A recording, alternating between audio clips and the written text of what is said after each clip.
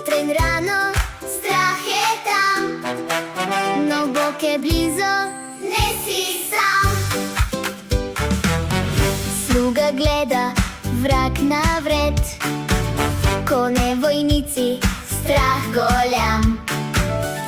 Тича бързо, какво ще правим? Елисей казва: не се бой!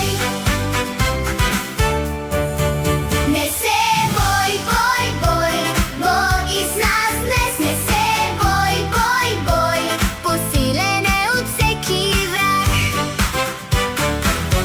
Бог отваря очи се